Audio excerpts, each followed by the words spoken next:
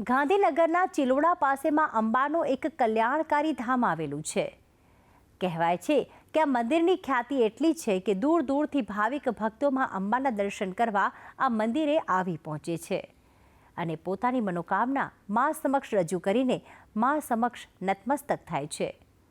ત્યારે આવો મા અંબાના પાવનધામ જે ગિયોડનું નાના અંબાજી તરીકે ઓળખવામાં આવે છે તેના દર્શને જઈએ અને મેળવીએ મા અંબાના આશીર્વાદ। ગાંધીનગર જિલ્લાના ચિલોડા પાસે હિંમતનગર હાઈવે પર નિર્મિત છે મા અંબાનું એક એવું ધામ જે ન માત્ર અતિ પ્રાચીન છે પરંતુ હજારો ભક્તોને અહીં માતાનો પડચો મળ્યો છે। આ ધામ છે ગિયોડનું શ્રી શક્તિ મંદિર। ગુજરાતનું પૌરાણિક શક્તિપીઠ કહેવાય છે અંબાજી ધામ, જ્યારે આ મંદિરને ભક્તો નાના અંબાજી તરીકે પૂજે છે, કારણ કે અહીં પણ માતાજીની એ જ પવિત્ર ઉર્જાની અનુભૂતિ થાય છે। ભક્તોના મનની વાત જાણી મા અંબા તેમના પર કૃપા વરસાવે છે, તેથી ગિયોડના અંબાજી મનોકામના પૂરી કરનારી માતા તરીકે ભક્તોમાં પૂજાય છે। આ ધામમાં શક્તિની સ્થાપનાની વાત કરીએ તો આજથી 25 વર્ષ પહેલા પૂજ્ય રવિ મુનિજી મહારાજ મા અંબાની પ્રતિમા લઈને કુહા કણભા મંદિરમાં સ્થાપિત કરવા લઈ જઈ રહ્યા હતા, પરંતુ માતાની ઈચ્છા કંઈક જુદી જ હતી।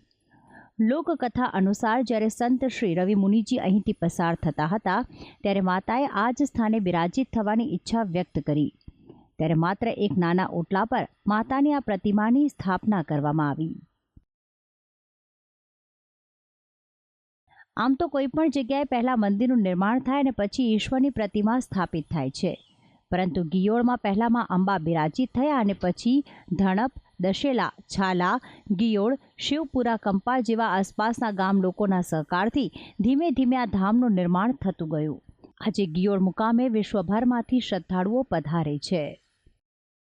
માતાજી પ્રત્યે જે શ્રદ્ધા રાખે છે એનું માતાજી ચોક્કસ કામ પૂરું કરે છે, કેમ કે માં એ માં છે, બાકી બીજા બધા વગડાના વા છે એવી કહેવત કહેવાય, બરાબર। એટલે માની પાસે માના લાડકા દીકરા થઈને જઈએ તો માં આપણને અચૂક હાચવે છે, એવા અમારા જીવનના એક બે અનુભવ છે।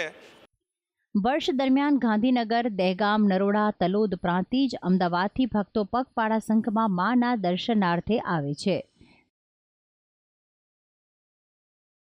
સમયના પ્રવાહની સાથે મંદિર ટ્રસ્ટ તરફથી ભક્તો માટે સારી વ્યવસ્થા પણ કરવામાં આવી છે, જેમાં ભોજન કક્ષ, વિશાળ હોલ, રસોડું, બાલ ક્રીડાંગણ તથા રહેવાની પણ સગવડ કરવામાં આવી છે।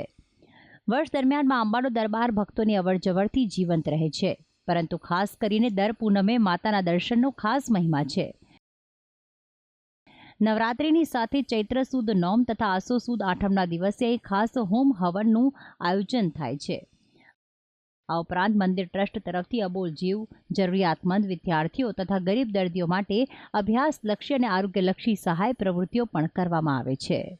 આમ ગિયોડમાં બિરાજિત મા અંબાના આ સ્થાનકમાં ન માત્ર શ્રદ્ધાની સુવાસ મહેકે છે, પરંતુ સામાજિક પ્રવૃત્તિઓ દ્વારા લોકોના હૃદયમાં મા અંબાનું નામ સદાય ગૂંજતું રહે છે। ભક્તિ સંદેશ, સંદેશ ન્યૂઝ, ગિયોડ, ગાંધીનગર।